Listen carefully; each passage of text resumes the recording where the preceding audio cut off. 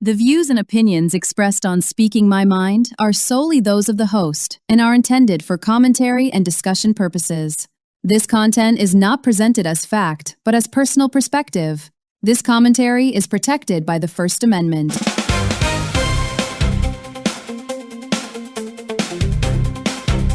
My name is LV, and I'm speaking my mind. You know, every now and then, somebody says something that makes you stop, shake your head, and wonder if common sense has completely left the building.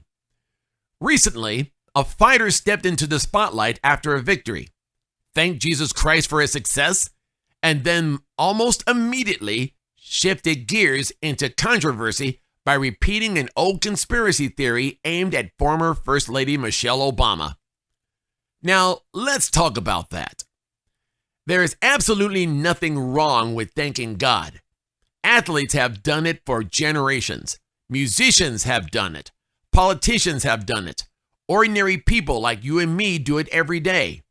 But what concerns me is when a message of faith is immediately followed by words designed to insult, demean, and attack someone else's dignity. The conspiracy theory that Michelle Obama is secretly a man has circulated for years despite there being no credible evidence to support it. None. Yet some people continue to repeat it because outrage travels faster than truth. What bothers me isn't just the accusation itself. It's what it says about the culture we've created. Somewhere along the line, some folks decided that being loud was more important than being right. They decided that disrespect was a substitute for humor, and that conspiracy theories were a substitute for facts. Michelle Obama has spent decades in public service. Whether you agree with her politics or not, she has represented herself with grace, intelligence, and professionalism. As First Lady, she promoted healthier lifestyles for children, encouraged education, supported military families, and became a role model for millions of young girls around the world. You don't have to agree with every policy she supported to acknowledge those accomplishments. That's called maturity. What message are we sending to our daughters when a successful, accomplished woman can be reduced to playground insults?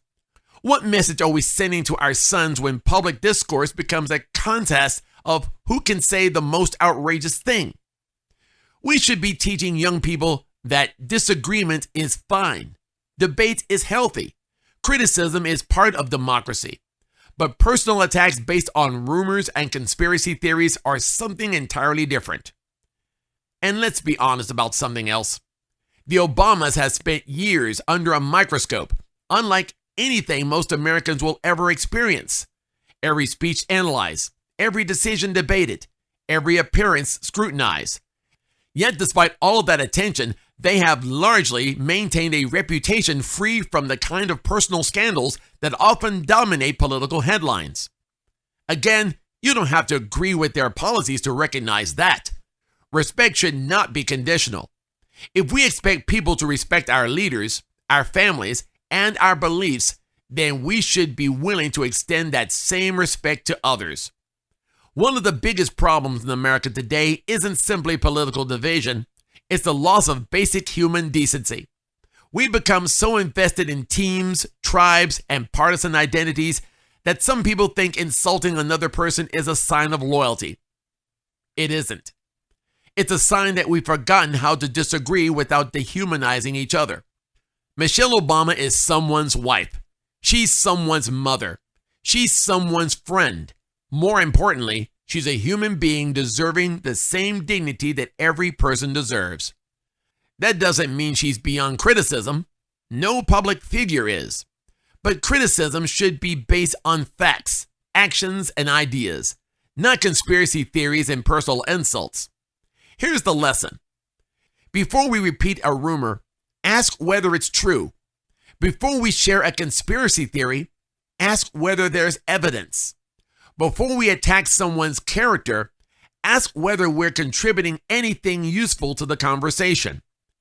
And before we claim to represent faith, values, or morality, let's remember that respect is one of the clearest reflections of those principles. At the end of the day, History tends to remember people not just for what they achieved, but how they treated others. The loudest voice in the room isn't always the wisest. The most controversial statement isn't always the most courageous. And dignity never goes out of style. My name is LV, and I have spoken my mind.